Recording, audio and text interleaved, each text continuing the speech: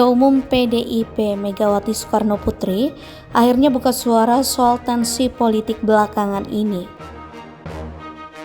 Sebelumnya, dikabarkan hubungan antara Megawati dan PDIP dengan Presiden Jokowi dikabarkan tidak baik-baik saja. Pertama, Megawati menyampaikan pidatonya terkait Mahkamah Konstitusi (MK). Dalam pidato yang disiarkan di kanal YouTube PDIP pada Ahad, 12 November 2023 itu, Megawati menyampaikan beberapa poin yang berkaitan dengan MK. Awalnya, Megawati mengatakan sangat prihatin dan menyayangkan terhadap kejadian yang terjadi di MK pada beberapa waktu lalu. Ia mengatakan konstitusi bukan hanya hal dasar dalam bernegara, melainkan juga cita-cita bangsa. Bahwa konstitusi itu adalah pranata kehidupan berbangsa dan bernegara yang harus diikuti dengan seluruh-seluruhnya. Konstitusi tidak hanya ditaati sebagai sebuah hukum dasar tertulis, namun konstitusi itu harus memiliki roh yang mewakili kehendak, tekad, dan cita-cita tentang bagaimana bangunan tata pemerintahan negara disusun dan dikelola dengan sebaik-baiknya, seperti yang dicita-citakan oleh para pendiri bangsa. Megawati mengatakan proses lahirnya MK tidak mudah. Sebab, katanya, harus mengorbankan rakyat dan mahasiswa melalui serangkaian peristiwa di masa sekitar reformasi 1998. Ia mengatakan MK mempunyai cita-cita dalam menjaga keutuhan demokrasi, bukan hanya hal dasar dalam bernegara. Megawati juga mengatakan MK seharusnya memiliki wibawa dan tugas yang sangat berat untuk mewakili seluruh rakyat Indonesia seperti yang sebelumnya ia bentuk dalam masa kepemimpinannya sebagai presiden.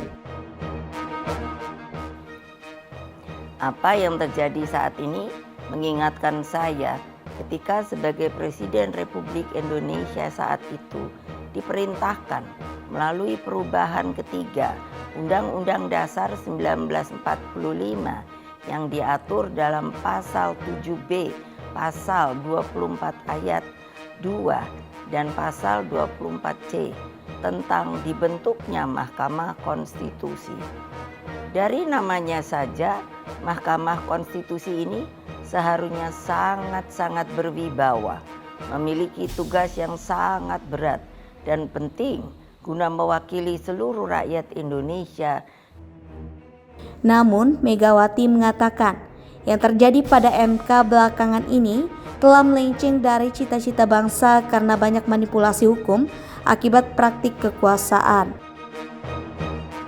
Apa yang terjadi di Mahkamah Konstitusi akhir-akhir ini telah menyadarkan kita semua bahwa berbagai manipulasi hukum kembali terjadi. Itu semua akibat praktek kekuasaan yang telah mengabaikan kebenaran hakiki. Megawati mengatakan putusan Majelis Kehormatan Mahkamah Konstitusi atas pelanggaran etik para hakim konstitusi menjadi bukti kekuatan moral, politik, kebenaran, dan politik akal sehat berdiri kokoh meski menghadapi upaya rekayasa konstitusi. Keputusan Majelis Kehormatan Mahkamah Konstitusi telah memberikan cahaya terang di tengah kegelapan demokrasi. MK, ujar Megawati, harus bermanfaat bukan bagi perorangan, tapi bagi rakyat, bangsa, dan negara. Saya ingat waktu itu, Ketua MK yang pertama adalah Pak Jimli Asidiki, dan saya sangat berterima kasih atas segala konsistensinya selama ini. Kawal Pemilu 2024. Dalam pidatonya, Megawati juga mengatakan dalam situasi ini perlu adanya pengawalan pemilu 2024 mendatang sehingga melahirkan pemimpin yang dapat mengayomi rakyat Indonesia. Ia mengatakan dalam suasana pengawalan pemilu 2024 Tidak boleh terjadi lagi rekayasa hukum.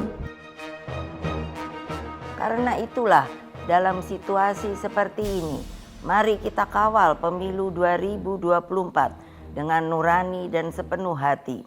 Kita jadikan pemilu 2024 sebagai momentum untuk mendapatkan pemimpin terbaik yang benar-benar mewakili seluruh kehendak rakyat Indonesia, mengayomi agar Indonesia menjadi bangsa hebat, unggul, dan berdiri di atas kaki sendiri.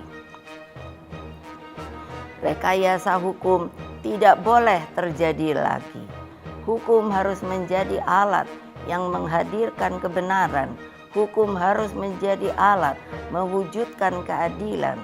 Hukum harus menjadi alat mengayomi seluruh bangsa dan negara Indonesia.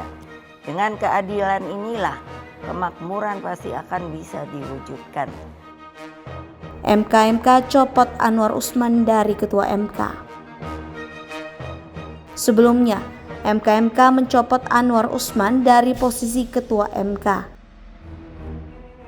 Keputusan itu diambil karena MK menilai Anwar memiliki konflik kepentingan dalam memutus perkara batas usia calon presiden dan calon wakil presiden nomor 90 Gami PUU strip 21 Romawi Gami 2023.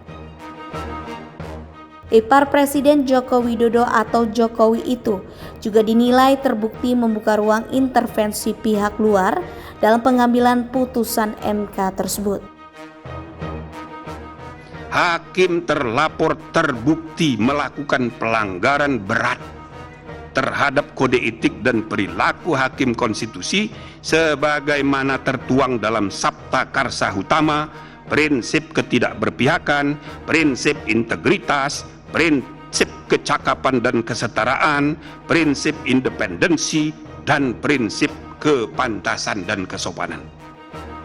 Kendati demikian, Jimli enggan buka suara tentang pihak yang mengintervensi Anwar. Ya, itu tidak semuanya harus diungkap. Pokoknya itu sudah kita temukan jadi alasan untuk kita memberhentikan dari ketua. Itu aja. Kalau usah terutil. Ya, dan tidak perlu semuanya. Dan masyarakat juga tidak perlu tahu semuanya.